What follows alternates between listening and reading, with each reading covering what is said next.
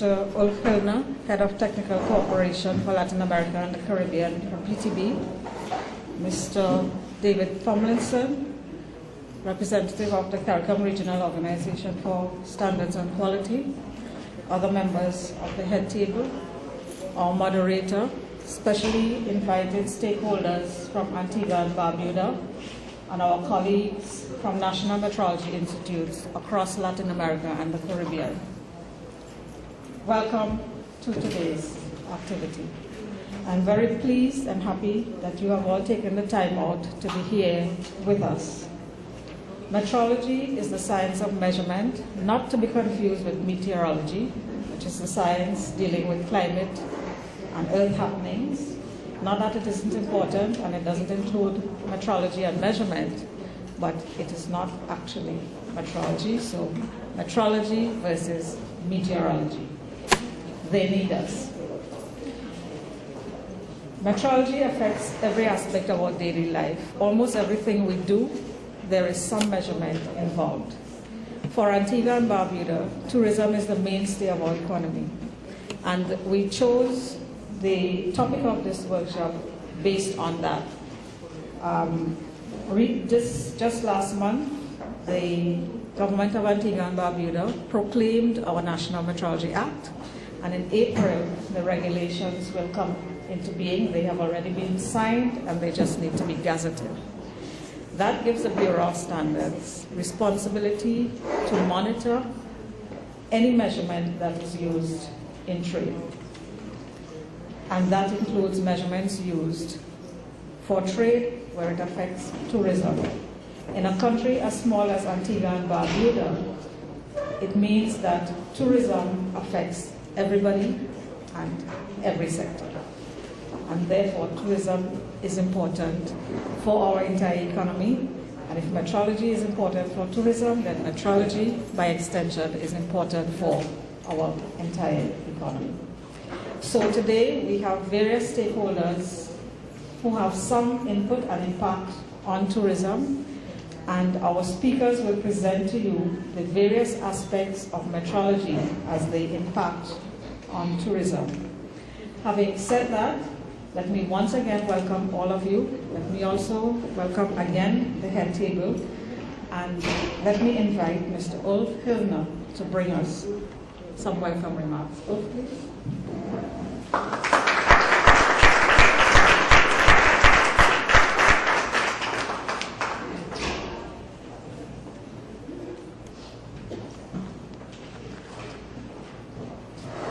Thank you very much, Diane. And good morning, everybody. Oh, great. Some people are awake already, despite this early hour. Well, thank you very much for this warm welcome. Do I need to be worried now? No. Can you still hear me? Yeah. Okay, great. Well, dear Diane, invited guests, colleagues from all over the region, ladies and gentlemen. I'd like to thank you, Diane, for the warm welcome, and like to explain a bit. I was asked what is PTB, and I should give a few words on what is PTB and why we're here in the region, for what end. So I'd like to take the next couple of minutes to give a few words on this regard. Well, just as the Antigua Bureau of Standards, Antigua and Barbuda Bureau of Standards is the maximum authority on metrology here. PTB is the federal agency for weights and measures. It's the National Metrology Institute in Germany, and also the National Physics Lab. In that sense, PTB in Germany is responsible for keeping good measurements. This is for the end of consumer protection, but also to support trade and industry. It is it's also doing research, fundamental work. There is currently going on the redefinition of the kilogram, where also PTB laboratories are being involved. And this is all with the aim to ensure comparable measurements, not only in Germany but worldwide. And This is also the reason why we are here. Since the beginning, metrology has been an international task, an international endeavor, and it keeps being so, because at the end it is about comparing measurements across the world in order to maintain this comparability of measurements. Now, we maintain cooperation relationships with our peers in the region. This is on different scopes. This is on research. This is also on technical assistance matters, with a view to support the peers in their efforts to enhance the capacities of their infrastructure and their people. So a crucial element to enhance capacities is experience exchange, and this is also a reason why we have gathered here with representatives from 20 countries of the region. Experience exchange and to learn from one another. And the workshop that we are currently carrying out is just about that. It is to support the work of the individual national metrology institutes in their efforts to strengthen capacities and bring demand-oriented services to their economies and societies. And it is about enriching concepts, enriching ideas among peers, and as I said, learning from each other. So this is the idea of the workshop that we are carrying out, well, starting yesterday, continuing today, and continuing tomorrow. So in that spirit, I'd like to also take the opportunity to congratulate Antigua and Barbuda for having passed this Metrology Act, and I'm very curious to learn what it is about, what the scope is, and how things are developing. And this is also an opportunity for the peers in the region to learn the efforts that have been made here in Antigua, and I hope also that the invited guests from Antigua will be able to learn then from the other colleagues of the region regarding the experiences everybody made in terms of building capacities in their countries. So,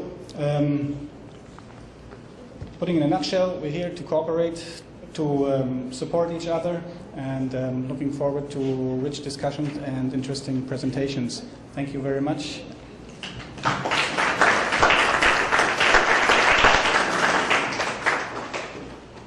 Thank you very much, Ulf. As Ulf indicated, PTB has been doing a lot of work in the region. I've been associated with PTB for many years. I still can't pronounce the German for PTB. I think it's physically technisch Bundesdienstamt. And I noticed Ulf didn't, but I don't think that's because he can't pronounce it. As was said, the project under which this activity is happening is acronymed CABUREK, Capacity Building Using Experiences and Knowledges from the region being Latin America and the Caribbean. And so we have a number of expertise with us here in the various aspects of metrology. The groups are working on specific projects, and the idea is that although the project is specific to your national economy, we're using the experiences and knowledge of our colleagues from the other national metrology institutes and bureaus of standards across Latin America and the Caribbean. So that being said, and part of the CABUREK program in each workshop, and we've had 2 so far, this is the 3rd, so we're at the halfway point and we have 2 more to go. The project runs for a period of 2 years, and one of the activities of the workshop is to have a national workshop. Since we have the expertise here, why waste it? Use it to build awareness at the national level. So once again, I thank all of you for being here. I hope that this morning's activity will be really helpful to all of you, not just the local participants, but also our visitors. Having said that, I will turn the workshop over to your moderator. Your moderator for today is Ms. Julianne Lodat. I'm sure Many of the national participants would know her, and by now, the regional participants already know her. She has been involved with the Bureau of Standards on various technical committees for very many years, in her past life as a member of the Ministry of Agriculture, and now in her present life as a consultant. So she's very experienced in this area. I think over the last 2 days, she's learned a lot about metrology and how it impacts every aspect of our daily life. So let me turn you over to Ms. Lodat and welcome her to the podium. Julian.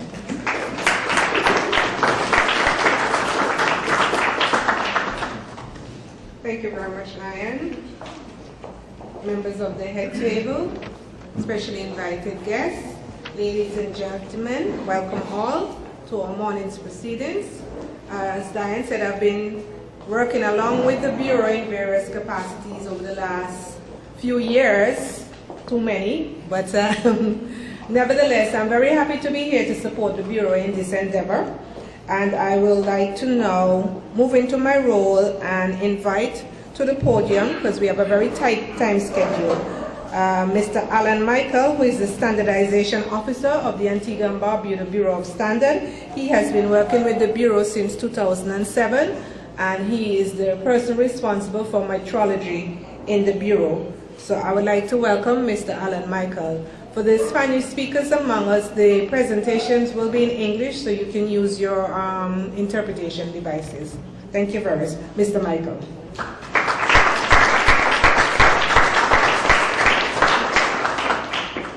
Good morning to the head table. This is my opportunity to say my official welcome to my CABUREK partners. First time I am able to tell you welcome to Antigua and Barbuda, land of sea and sun, and 365 beautiful bathing beaches for you to enjoy.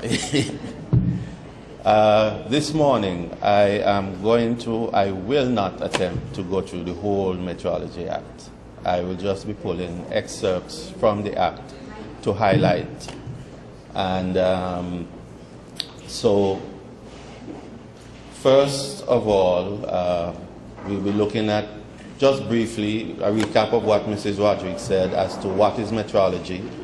Then we'll look at the Metrology Act, the purpose of it, and the excerpts from the Act that I will try to highlight. And then we'll finish with the current services that the ABBS is offering and what we hope to offer in the near future. Okay, metrology is briefly the science of measurement. It is divided into 4 branches. Scientific metrology, which mainly deals with the definitions of the units, research and development of new methods of measurement. The industrial metrology, where you find most of the measurements in industry, factories, and the like. Legal metrology, which are measurements prescribed by law, mainly directed at trade. And chemical metrology, which deals with the measurements akin to chemistry. The Metrology Act. It's a law and thus a legal metrology document. It names the Antigua and Barbuda Bureau of Standards as the responsible institution for carrying out its functions. And the main function of the Act is to ensure fair trade in Antigua and Barbuda, to protect the consumers, and to contribute to and support good health and safety in the state. The Act, first of all, from its initial statement and the final section in the Act, it repeals the former Weights and Measures Act, Cap 470, and the Sworn Weighers and Gauges Act, Cap 422. Well, if you are young enough, you will know that the Weights and Measures Act that act was put in place in the early 1900s and has been, up to its repeal, been administered by the Royal Police Force of Antigua and Barbuda. So now that the act has been repealed, it dealt mainly with weights and scales, and so the new Metrology Act has added other aspects of measurement that that act never dealt with before.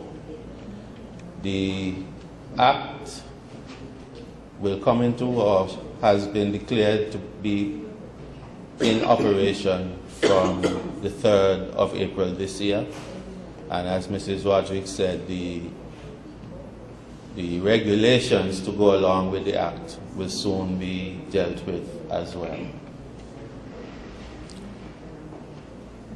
I think one of the main important functions of the act is it declares what the legal units of measurements in Antigua and Barbuda are. And that can be found in Part 2 and Section 3 of the Act. The legal units of measurement is the International System of Units, abbreviated SI, and it's given in detail in Schedule 1 at the end of the Act.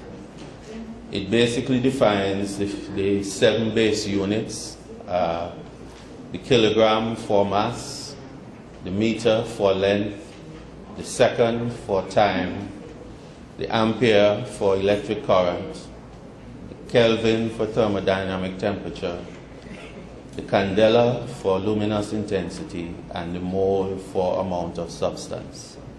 They also derive units, which are combinations of the base units as well that are used, but it's a very long list that's included. So these are the main legal units for Antigua and Barbuda. However, in Schedule 2, Part 2, it also indicates that the British imperial units, the old units we're accustomed to use, are still also legal units currently. And they're being used in conjunction, concurrently with the SI.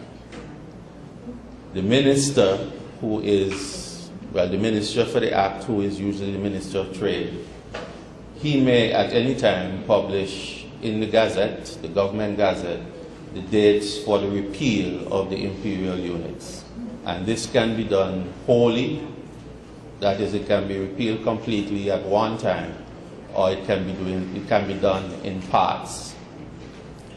Now, the act of repealing the imperial units implies that there will be what we call a metrication process.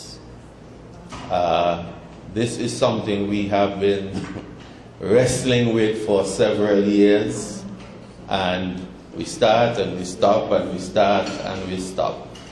And we're hoping that now that the Act has been actually proclaimed and put in place, it will provide the impetus for us to move forward and eventually make the SI units the main and only units used in Antigua, as it is in most of the world.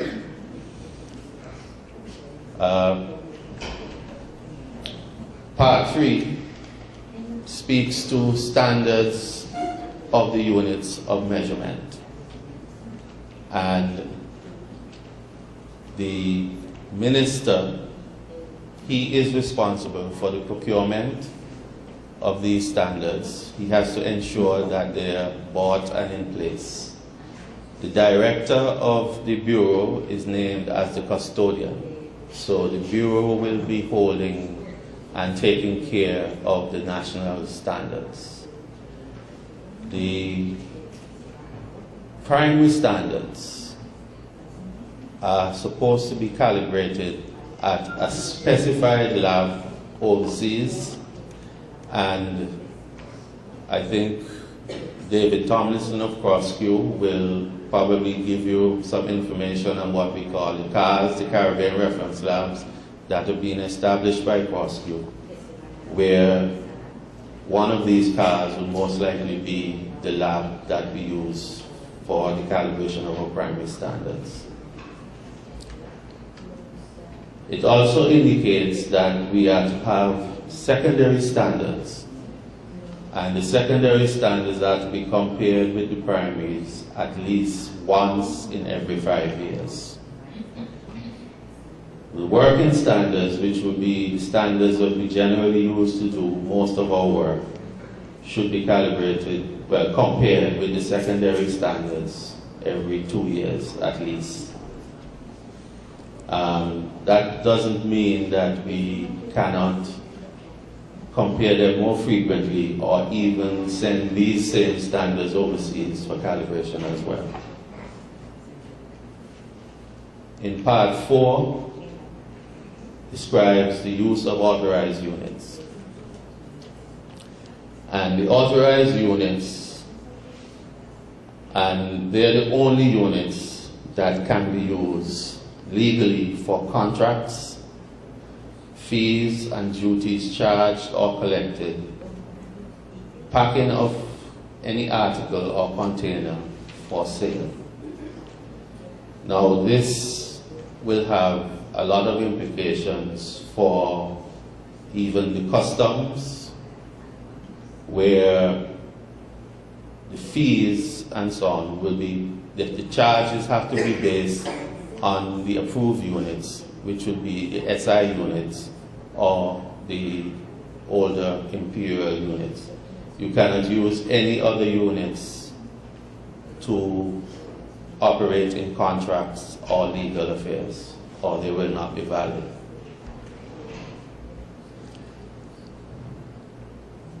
The use of weighing and measuring equipment. And these also, the equipment must be in the authorized units. And they are of authorized denominations, marked in legible and visible manner indicating the denomination. The equipment must be stamped with the maximum weight or measure they can indicate. The verification and licensing of weighing and measuring equipment. Section 15 indicates that all shall be subject to pattern approval, initial verification, in-service verification, and verification after repair or modification. The pattern approval is generally beyond the capabilities of the ABBS, so most of the pattern approvals would be from accepted reports and tests done in accredited labs in the countries of origin of the products. This applies to all equipment or measuring devices that are to be used in healthcare, the postal services, electricity and water, industry, engineering, or any other field, which basically covers everything.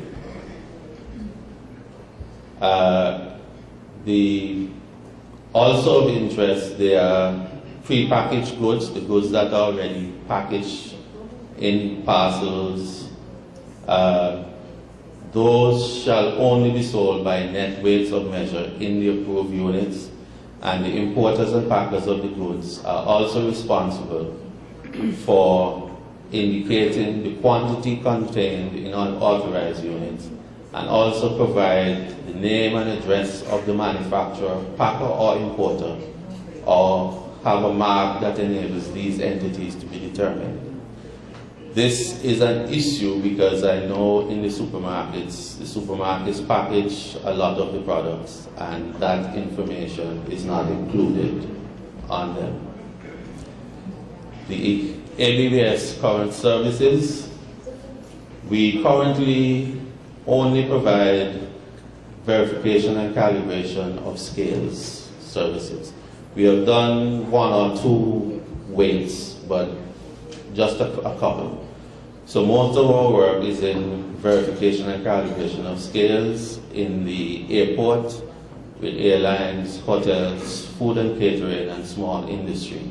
This is mainly because the Act was not enforced, and these are the persons who have to meet some external qualification so that they will generally come to us for the calibrations and verifications. We also have 2 energy efficiency testing labs where we are testing refrigerators and CFLs. This is a little bit, how should I say, we haven't fully gotten off the ground with it. We have done the initial testing and so on, but we are still to really get into doing actual work for customers. The near future, we are planning to start the verification of fuel dispensers. We have just in January done some workshops with both Rubis and West Indies Oil Company. The facilitators were from Jamaica, and Mr. Anaki, who is representing Jamaica at CABUREK, provided the instruction on the calibrations, and Mr. Perry did the verification work. We also expect to be doing verifications and calibrations of thermometers shortly. I have been doing some extensive training over the past year or 2. I did some attachments in Jamaica and in Peru, and we are presently constructing 2 labs at the Bureau, 1 for mass and 1 for temperature. So sometime later this year, we expect to start doing calibrations in temperature as well. And thank you for your attention.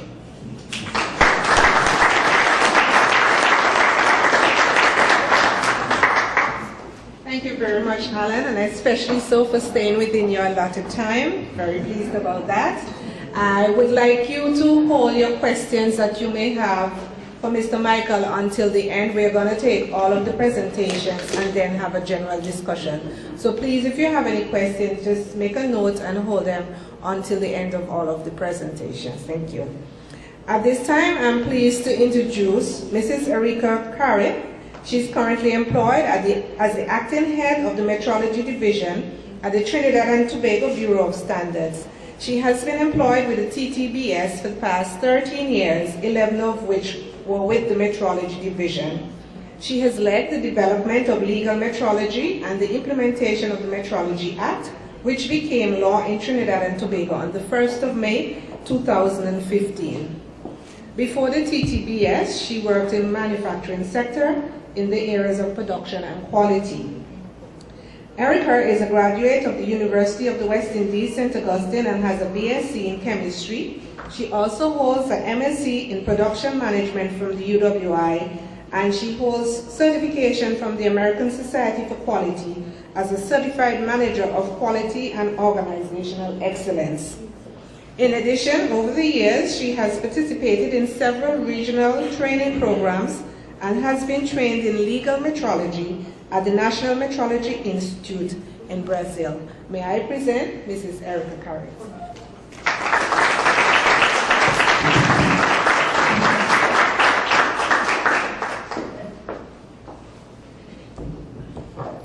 Pleasant morning to the head table, especially invited guests, my colleagues in the metrology world. I am very happy to be here to present and to congratulate Antigua-Barbuda Bureau of Standards on achieving this milestone of the proclamation of their Metrology Act. Trinidad and Tobago has gone through the same system, and I would dare say that our act was passed in 2004, and it was only proclaimed on the 1st of May 2015. So it has been 11 years for us to get to actually implementing this legislation. The beautiful thing about it is that there is nothing new in metrology at this stage that ABBS would have to face on their own, because we have the benefit of the experience and expertise from all the NMIs. They freely support and provide information on any matter. So the journey has been a long one, but it has been very rewarding, and the relationships established among the NMI has been very fruitful. So I'll now get into my presentation. Establishing a National Legal Metrology Service the TTBS experience. Similar to ABBS, we have had a long history from the colonial weights and measures laws based on 1878 Act. We have the Weights and Measures Ordinance of 1935, and verifications were done by the police or the inspectorate. And there was some calibration of activities in the large industries. And then the Metrology Act number 18 of 2004, which was passed by both houses in Parliament. And this act named the TTBS as the implementation agency for national metrology. It dissolved the Weights and Measures Division of the Ministry of Legal Affairs and established the SI as the legal system of units in Trinidad and Tobago. And as indicated, it became law on May 1st, 2015, and on November 3rd, 2015, our regulations came into effect, the metrology regulations of 2015 and the metrology quantities of goods regulations 2015 was approved on November 2, 2015. And the quantity of goods deals with the prepackaged goods, making sure that the quantities in packages are accurate. Now this is just a depiction of our national metrology system in Trinidad and Tobago. We have 3 units: scientific metrology, industrial, and of course legal metrology. Now I'll get into some specifics with respect to implementing the system. Now this is our logo, and of course legal metrology deals with fairness in trade, ensuring that measurements are accurate, that the consumer gets what he pays for. And the focus at this time is verification of measuring devices, inspection of quantity of goods, and of course within that we have surveillance activities, which ensures that the devices are performing accurately during the period of verification. Now, a year after, 1st of June 2016, our verification activities was launched. And this is just a replica of our verification mark. And in terms of the implementation schedule, we began with weighing devices in shipping and export. I guess many of you would be familiar with the SOLAS Treaty, Safety of Life at Sea. That would have triggered us to enter into verifying large industrial devices, for example, weigh bridges, because the treaty required that an accurate declared weight for containers must be indicated before it can go onto a vessel. And thereafter, we also verified courier devices, those freight companies, supermarket devices, and fuel dispenser verification, and the markets are to come on stream soon. Key to the whole implementation of this legislation is the stakeholder engagements. Before we could have gone into any sector, we would have had to have a series of stakeholder meetings, because the reality is that measurement and requirements of measurements were new to Trinidad and Tobago. And it was only until we engaged the stakeholders we realized the state of measurement in the country. Many of them believe that when they purchase a device for the first time, it's going to work perfectly for life. There is no need to calibrate, there is no need to maintain the device. So it's getting them out of that mode, letting them know that they need to have their devices calibrated periodically, and of course the verification is a mandatory exercise that has to be done. So also a lot of marketing and promotion, you have to be in their faces a whole lot, letting them know what measurement is about, the importance of it.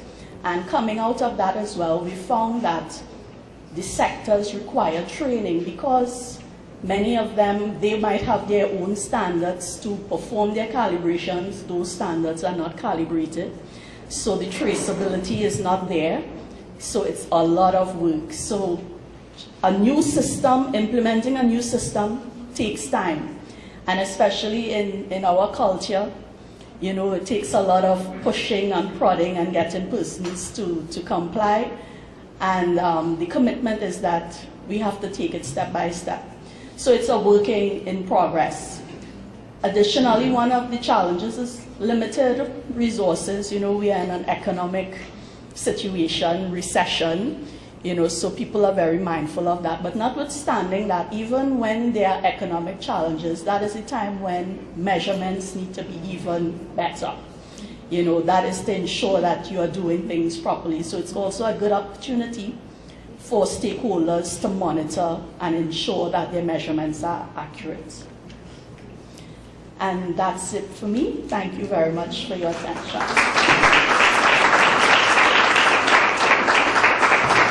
Thank you very much, Erica. Again, staying within the time allotted, I'm very pleased. We're going along very nicely this morning. At this time, I would like to introduce Mr. David Tomlinson.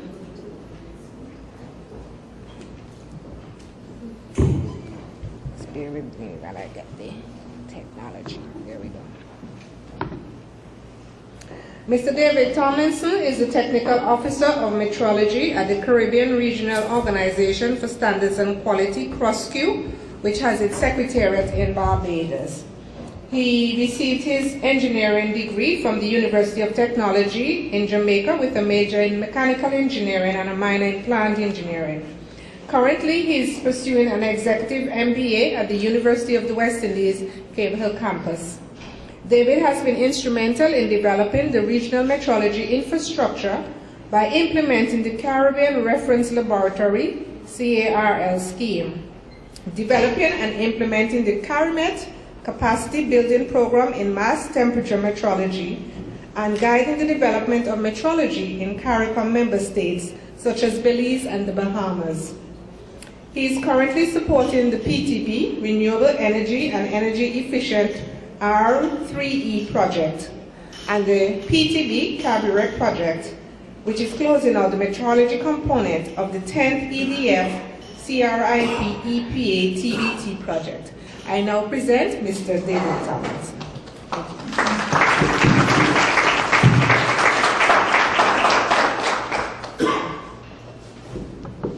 Thank you very much, Julian. Good morning to the head table. Morning to my colleagues from the Caribbean and Latin America. A special warm welcome to our visitors. I must say a big thank you for taking the time to be here with us. I will admit that metrology is not generally the sexiest topic. To start, I'd like to ask our visiting guests, though, not to make fun at you, but could I see a show of hands of how many of you knew what metrology was before today? 1, 2. So that's good. We have a few of us who do have a clue. But to be honest, I will confess to you that before I started at the Bureau of Standards Jamaica, I had no clue what it was. And I'm sure many of my colleagues were the same. So if metrology is so important, why is it such a big secret? So this morning what I will do quickly is take you through the organization that I work for. What is CROSQ? Why is metrology so important? Try to show you a bit of the structure very quickly of how metrology is organized internationally. Then to highlight what CROSQ has been doing to support metrology. And in the end, we'll have a very brief discussion of metrology and its impact in tourism itself. So, what is CROSQ? Unfortunately, the top part gets cut off because of how it's aligned. But CROSQ stands for the CARICOM Regional Organization for Standards and Quality. Quite a mouthful for a small organization. Generally, the problem I have when I meet people and they ask me, where do you work? And I start telling them the CARICOM Regional Organization for somewhere along there, they zone out. Oh, you work for CARICOM? Yeah, okay, let's leave it right there. But CROSQ is an organ of the Caribbean community. We're established in 2002 through an intergovernmental agreement of the 15 member states of CARICOM. This map highlights the member states we work with. So ranging from Belize in Central America, all the way down to Suriname in the east, southeast. Traditionally, the Caribbean region has been very good at writing standards. everybody knows we write standards well. We sit down, we meet, we discuss, we plan. So the early days, we had the Caribbean Common Standards Council, which looked at harmonizing standards within the region. But what about the other parts? Now that we have defined what juice is, for example, how do we measure that there is 20% actual juice in the product? How are we sure that the labs who are testing it actually are competent to test? And there was an awakening that we need to do more than just write standards. So CROSSQ was formed initially by 14 member states, and then later on Montserrat joined on. So we were born in February 4th, 2002. Our headquarters are in Barbados, and a very lovely building that we're supported by the government of Barbados, and no, we do not occupy the entire building. We're on a section of the second floor of this building, and beautifully we're also housed with other regional organizations, which makes cooperation easy. We're with AICA, Caribbean Tourism Organization, with Carib Export, so it was a very good plan on the part of the Barbados government. But what is CROSSQ's main objectives? Very concisely, we're looking at harmonization of all of the elements of quality infrastructure. So our goal is to harmonize regional standards, and this is done through a committee called the Technical Management Committee. And Fabian Scott, there he is. You're currently the chair? No, you're not. But Fabian sits on the TMC. He's from Barbados. So they are the arm of CROSSQ, the committee of CROSSQ that looks on regional standards. Looking on harmonizing our regional metrology infrastructure, and I have 2 points there, and later I'll explain why they're 2 separate points. But looking at, we use CARIMET as a subcommittee of the Inter-American Metrology System to harmonize our activities within the region, and then CARIMET as a special committee of CROSSQ itself. Within accreditation, we have developed the Caribbean Cooperation for Accreditation scheme, and what this does is it supports our only 2 accreditation bodies in the Caribbean, which is JANAC in Jamaica and TT Labs in Trinidad and Tobago. And they have signed a cooperation agreement, a non-competitive agreement, that they will work together and be used by the region for accreditation activities, and they get support from CROSSQ. Then there's our conformity assessment system, or one of our newer schemes, which is the Caribbean Network of Conformity Assessment Bodies. We have a technical officer like myself housed in the secretariat who looks at supporting this scheme. Then we also realize that marketing, promotion, information is critical. As I started with this morning, metrology is so important, why does nobody know about it? My CEO is very adamant that information is actually a critical part of quality infrastructure, and we agree. Because if we have all of these systems, we must find a way to get people to know about it, to use it, to be aware of it. And finally, we have our newest committee, which looks on technical barriers to trade and the WTO inquiry point management, which we call our TIE committee, which stands for Technical Barriers to Trade, Information Management and Inquiry Points Committee. And they have been given observer status with the WTO. So what has CROSSQ been doing in metrology? Well, let's think about a typical day. This morning when you got up, what was the first most important measurement that you used? Time. And if you're like me, who should get to work for 8:30, I should be up by 7. Gratefully, I live in Barbados. I am 10 minutes from work.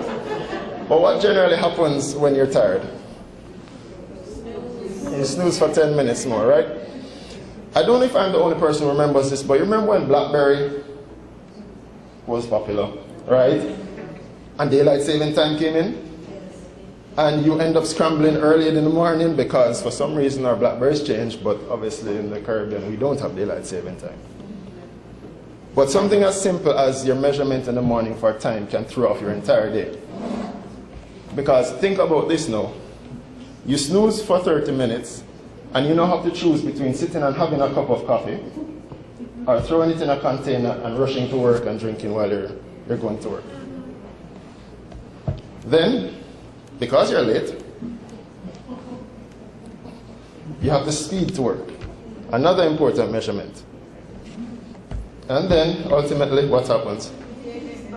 Yeah, we see a police officer who is measuring your speed. Sonny, you've gotten too many tickets, right? And in the end, we end up having to measure and pay out some dollars. So measurements play an important role in our life, and they're critical. Why? They help us to make decisions. Every day we make decisions based on measurements we have around us. You know, this thing is supposed to end at 12. If we're at 12:20, everybody starts getting restless and uncomfortable because you have things to do. You have dedicated the morning to be with us. The measurements around you are very important. So look at some examples of things that happened in the region. A few years ago, we had these headlines: Cancer Center on radiation overdose. We were aware of it. Hundreds of cancer patients exposed to radiation overdose. This was a real situation in Trinidad. Why? About 200 patients were given about 20% estimated overdose of cancer treatment. Clearly, the doctors trusted the measurements they got. The measurements you get allow you to make decisions. You trusted your doctor that they knew what they were doing. In Jamaica, right about when I just joined the Bureau, I came into this chaos. Cement crisis, which according to the Jamaica Gleaner cost us about 30,000 jobs. The BBC reported that it hit us really hard. And it was estimated that we lost about 100 million J, which is at the time maybe 1.1 million US per day. Because at that time we had a lot of large hotels being constructed, a lot of Spanish hotels being constructed in Jamaica. But think about that. You trusted that the cement you bought was at the proper strength, and unfortunately, the measurements of our producer were just not at the right level to guarantee this. So the measurements we take for granted every day can have a real impact on us. And we never become conscious of them until they fail. That's the sad part about it, because we all expect that it's being done. The point of this entire system is to ensure that the measurements we are using are trustworthy. So what system was developed by the world? In 1875, on the 20th of May, an international treaty was signed called the Meter Convention. This was originally signed by 17 member countries. I'll have a slide showing them before. But what this really established was the framework for all measurements throughout the world to be harmonized. It established the International Bureau of Weights and Measures, which is housed in France, and they are the headquarters, the official secretariat for all measurements internationally, coordinating all our efforts. Above them are two committees. One that is technical in nature, which is the International Committee of Weights and Measures, CIPM, and the other being made up of the representatives of governments, which is the General Conference of Weights and Measures. This is an agreement signed between governments, and it was originally done to support research. Back in the day when everybody was looking at furthering the human body of knowledge, how could we share research if you're measuring in that and I'm measuring in that and you're measuring in that? And this created this synergy between all our countries. Even regardless of war, we have always been able to maintain this system since 1875 of working together. And out of that, in the 1920s, came the International System of Units. I'm sorry it's not very clear on this on the left, but this is the 7 base units that Alan had mentioned before, and that we know of as the base units for measurement. A lot of work has been going on in recent years, led by our colleagues in Germany, the US, Canada, UK, to actually redefine the SI. And next year in 2018, this new SI will be coming into use. It doesn't have a huge impact on the average person, but it just redefines the SI with regards to the natural constants of measurement. Well, natural constants in science. So, the original signatories of this Meter Convention are those 17 countries. But the map below, which was taken from the BIPM's website, illustrates all the countries in the world that are members, which is the darker, on my thing it's supposed to be orange, on yours it's like mud black, are associates, and the lighter color are the associate members. We, as the CARICOM region, are associate members. So, the world is further divided into regional metrology organizations. All of this operates behind the scenes. Most persons have no clue except for my good colleagues here who represent us in the Inter-American Metrology System, which we are part of, which is the green shaded section. But there are 6 regional metrology organizations, with the newest ones being GulfMet, with our colleagues in the Gulf region. But all of these sub-regions, these regional metrology organizations are responsible for coordinating the activities at this level to support all of our national metrology institutes to be able to demonstrate the equivalence of their measurements. One key concept that was mentioned by, I think, Erica, was measurement traceability. And this is a very important concept for us.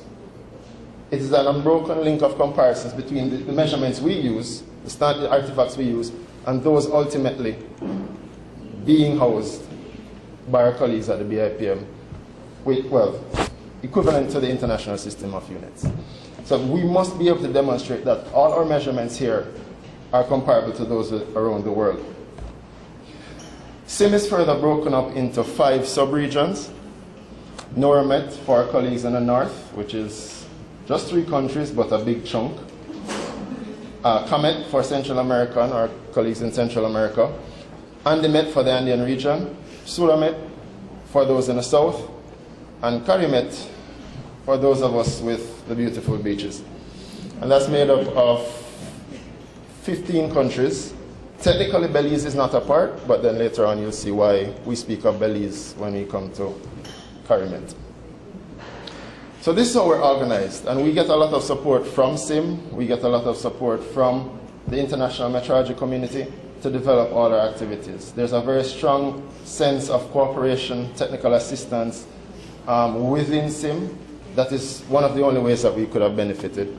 And then within our region, we turn around and support each other, especially from Jamaica and Trinidad, who are 2 larger national metrology institutes. So what are the challenges that we have been facing in developing our metrology systems within the nations and in the region? Well, one, the reality is our governments have higher priorities than metrology. We're still grappling with healthcare, education, national security, all of these basic things. So metrology is a nice novelty to have. It's necessary, yes, but it's not on the news every night. Our consumers are not quality conscious. The fact is most of our consumers, or most of our population, are on the lower income scale. So they're very price sensitive. Versus being able to be discriminating and saying, no, that juice isn't from a good reputable brand, they don't have good testing, I'll not buy it. No.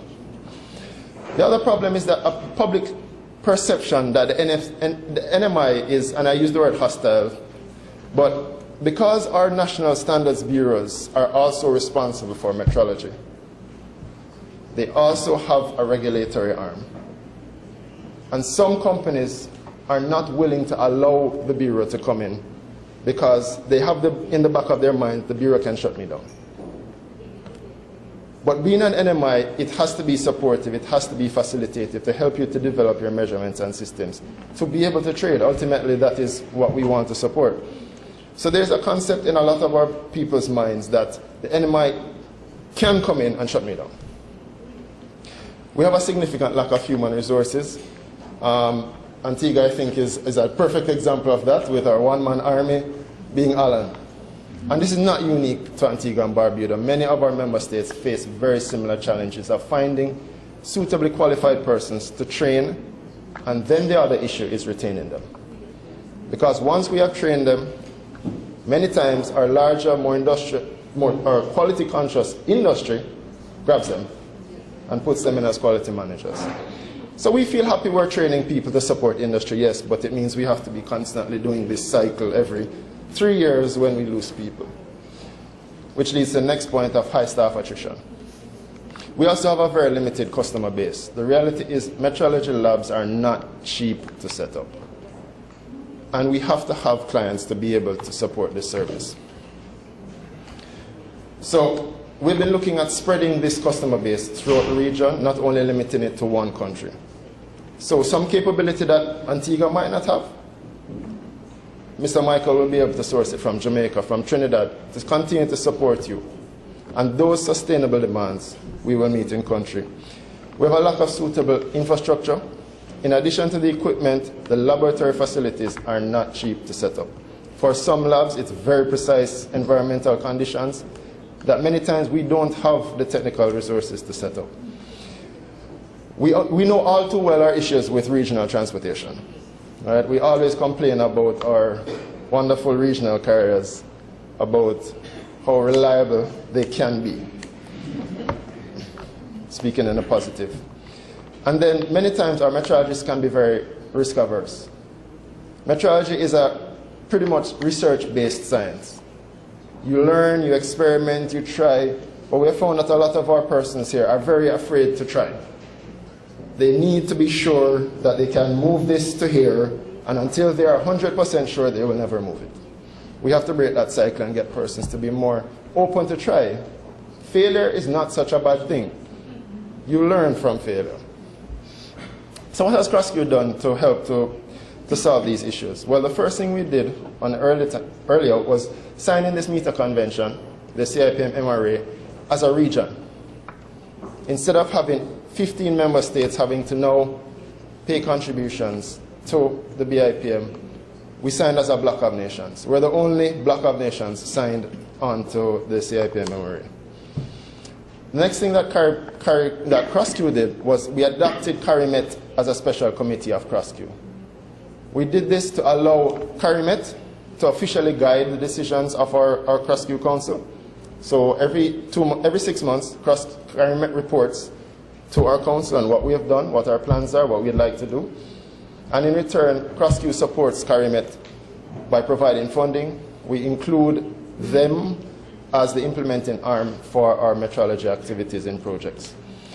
CrossQ created the position that I now hold. I am the second person to hold this position, but it helps to coordinate the activities and support the member states in things that they might not have the competence to do, or to find resources that they might not have. Then we developed a CARIMET strategic plan for 2016 to 2020, which clearly outlines what we as a region want to do in developing metrology. We also increased our support for member states to attend SIM within the last 5 years. This was not done alone. We have had some substantial support from SIM itself for us to be there, and also our colleagues in North America at NIST. But nonetheless, we have dedicated funds to support our member states to attend the General Conference, the General Assembly, and also other technical meetings of SIM. Then we had started official cooperation with the Dominican Republic. This was facilitated under mostly the PTB projects that we have had, which have included the Dominican Republic, but we have seen significant benefit from working with the DR. They have a lot of resources that we can rely on, and at the same time that they rely on us. And this helps to bring our Caribbean region a lot closer together. We developed a structured regional training program for our metrologists. Before, a lot of the training was ad hoc. So what we did was created a structured program, which Mr. Michael is a part of, looking to develop our metrologists to the point where they can serve the region as experts. And then finally, we started engaging our regional carriers to make them more aware of our issues with regards to moving our artifacts. And we have had good results with both LIAT and Caribbean Airlines moving our artifacts throughout the region. Mr. Michael also alluded to our CARLS model, which is the Caribbean Reference Laboratory. And what this is that we're setting up, getting calibrations for all of our 15 member states can be expensive. And it's not necessary for everyone to be at the same level. So what we have done is identified those NMIs in our region that have strong competence in a particular area, and we have supported them to get international recognition. So already we have one fully recognized by region, and that's in Jamaica, our mass metrology laboratory, and they provide traceability to the rest of the region. Also, Trinidad does help in that area because their current capabilities are equal. But next week, when my council is here, we will present to them 2 more documents for their approval, establishing reference laboratories for volume, which Mr. Anaki, who is here, is the head of that lab, will be our reference lab for volume in the region, and then temperature will be in Trinidad and Tobago. So I think I have 8 minutes to look on metrology and tourism. When I came, I was brainstorming some ideas. What could I do to talk about metrology and tourism? And my colleagues at dinner last night gave me the brilliant idea. Why not just walk them through what a tourist generally encounters and highlight the measurement issues there? So let's start at the counter. The first thing we do when we get on and check in is put our bags on the scale. And that can be a very, very tense moment, especially if we've gone shopping. If you're like me, your check luggage is 50 and your hand luggage is about 35, right? Because they ain't going with that. But having accurate measurements here is not only for our personal benefit, but it involves the safety on the plane. The weight of the plane, it determines the fuel consumption of the plane, and we take it for granted. The scales are right. But are they? Then, when you have to get on the plane, that's another major issue, especially because now Leat is here housed in Antigua. So having all of these measurements are very important, and gratefully we have never had any issues. We trust Leat, although we might be a few minutes early or a few minutes late, but we trust that we will get there safely, and generally we do, right? But why is this? All of those things had to be properly calibrated. The instruments the pilot trusts to get us there have to be reading correctly. Who takes care of those? Then time. You look on the time to say, hey, when is my flight? I have 2 hours to wander around the airport and have some coffee, buy some things. But we trust this time that it is accurate. And then our colleagues at the meteorology service, they rely on measurements also. And all of these measurements have to be traceable and accurate. One, because we need to know that we'll land and see wonderful sun as tourists, right? But we're also concerned about our own safety within the region as regards to hurricanes and other natural disasters. Then, when we get into our hotel, food. Purchasing of food by weight. Presentation of food, storage of food, temperature. We have to keep our fresh things at certain temperatures, or what happens? We have a hotel of sick people. Who ensures that these temperature measurements are correct? Do you trust those thermometers that you stick into the meat to make sure it's exactly right, or into the bowl? Then, our beautiful waters. Who assures us that the water quality that we are enjoying on our 365 beaches and in our pools is acceptable? Those are measurements that have to be taken. Are they accurate? Then in our hotel rooms. Sorry, it's pretty dark, but my intention is to look at that AC unit. Most of our hotels in the region use mini-split units. We don't have a big efficient central unit. And what does that mean? A 200 hotel property has 200 separate AC units. And the energy efficiency of those units has an impact on the income, the costs for the hotel. Can they trust that buying this new type of AC unit will actually save me what it's saying it's doing? And then ultimately, our rum. Am I getting a full drink of rum? What is the quality of the rum? All of these are measurements that are critical in tourism and a part of our daily life. So in conclusion, I'd just like to leave you with a quote and a question. So this quote is by Marty Robbin, an author from Florida, I believe. Every line is the perfect length if you don't measure it. So how confident are you that the measurements you trust every day are accurate? I thank you very much for your attention.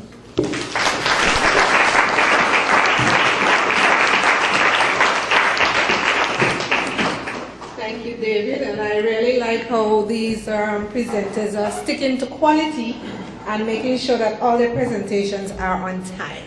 So something metrology is working. Thank you very much. Before the media slip away, I'd like to thank them for being here and for the promotion that they've given to this workshop so far. I do appreciate the coverage that we have received and will continue to receive beyond this workshop. At this time, we would like to open the floor for questions. Anna will take the mic around so that if you have a question, you raise your hand and she'll bring the mic to you. This is to allow the interpreters for the Spanish-speaking persons to be able to understand what you're saying in their language. So we now open the floor for questions of any one of our speakers. Not everybody all at once, one at a time, please.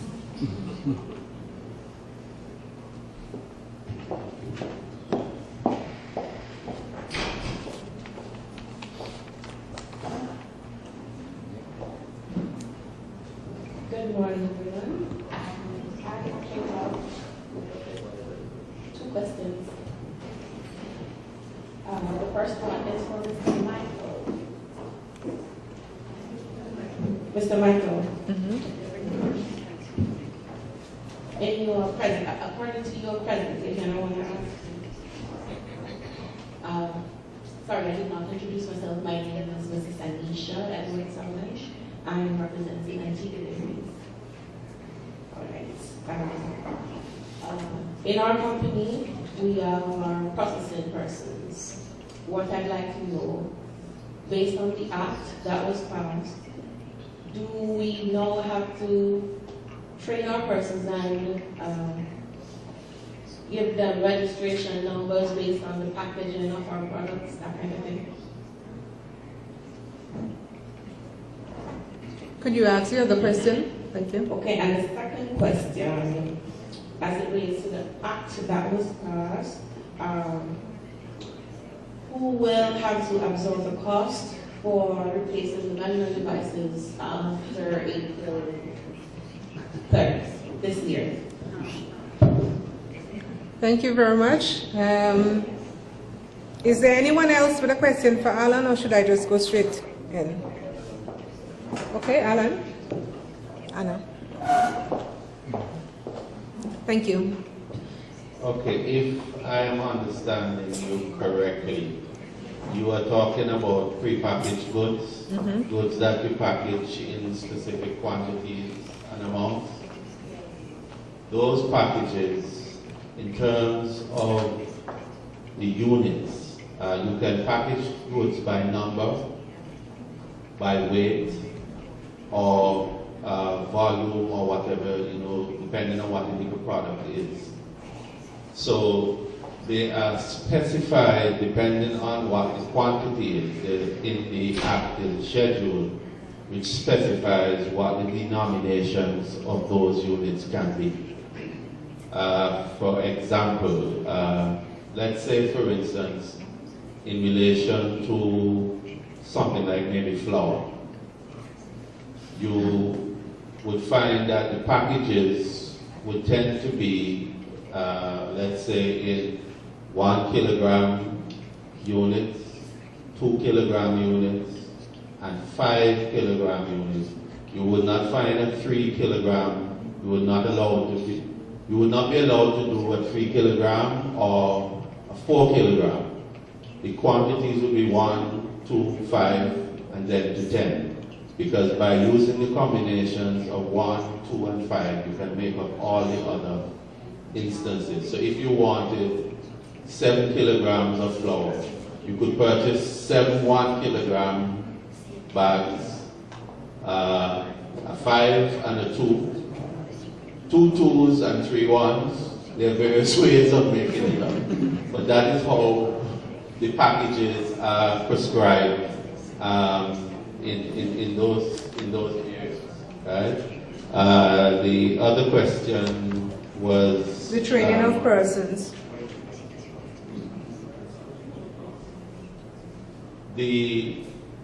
Well, as indicated, the cost of metrology equipment is very expensive and so on. And if the actual costs were to be placed on the service, especially for the legal metrology aspect of it, it would probably carry the cost of the goods. So generally, the legal metrology service is subsidized by the government to some extent. So you generally would not be paying the actual full cost of maintaining the service. But the schedule as well is a schedule for fees, and there's also a method for calculating what those fees should be. And that is included in the regulations, which can be changed from time to time by the minister himself without going back to Parliament. Right? So there's a schedule that will be in the regulations that will explain what the costs are and how they are derived. Thank you, Alan. David, you wanted to come in? Thank you, David. Morning. I just wanted to respond to your last point also on your weight instruments. From what I understand, the Act only introduces the SI as a complementary system of units at present. So there isn't a big rush that you're going to have to change out your instruments now. The old units are still acceptable by law, and the ABPS will still be offering services to ensure that they're accurate in the scope of the law. But this metrication process will take time. Yes, it will come at a cost, but we don't expect you to get up tomorrow and be changing all of your instruments to SI. And we know that it's expensive for businesses to do that, and it will be a planned, scheduled process. Thank you, David. Any other questions to our panelists? Anyone?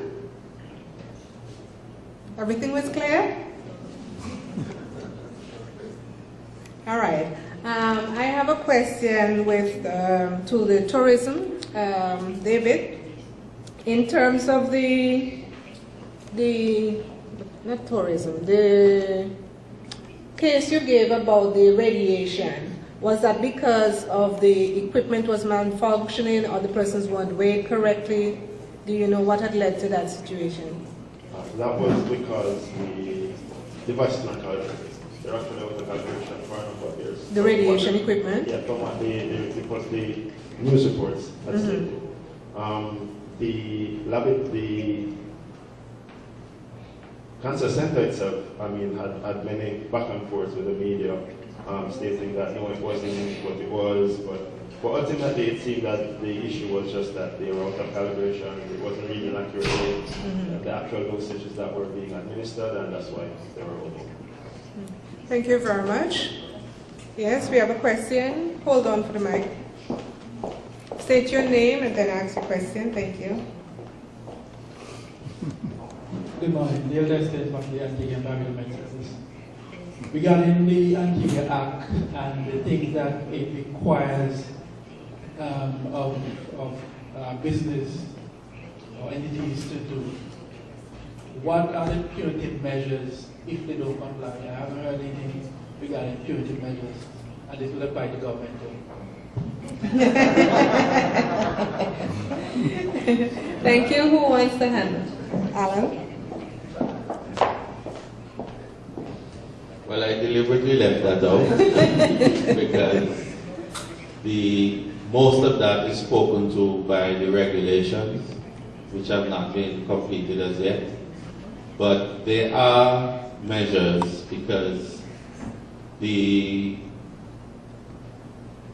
Bureau will have the authority to enter premises to check for units or devices which are suspected to be in contravention.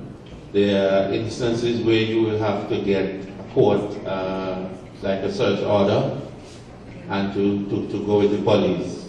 But the Bureau has the power to do that. And if persons are found to be in contravention of the regulations. Let's say, for instance, you go to check a person's weights and you find them to be cheating. The director can bring a case against them in court. All right? And for the inspectors and so on themselves, there are special requirements because, for instance, an inspector cannot adjust the same instrument he's going to verify. So the regulations speak against the inspector doing adjustments. An inspector can do adjustments, but he can only do adjustments under the authority of the director in specific areas, and he cannot do verification in that same area. And the funds obtained from that adjustment go to the Bureau. So it's not a case of him trying to enrich himself, because if he does do adjustments, he will not get the fruit of that adjustment. It will go to the Bureau. So there are mechanisms in the Act to deal with, and there are consequences for inspectors who do not follow their proper procedures and so on as well. Thank you very much, Alan. Can we take one last question before we go to coffee break? Anyone? Any last questions? No? Okay. I would like to say thank you for being in this first session. Please don't leave. We're going to have a short coffee break and then we come back to get into the working group sessions. For any of you who may not have yet signed your name on the forms at the back for your working group that you would like to be in, please do so during the coffee break. And we will now take a break and resume at 10:50.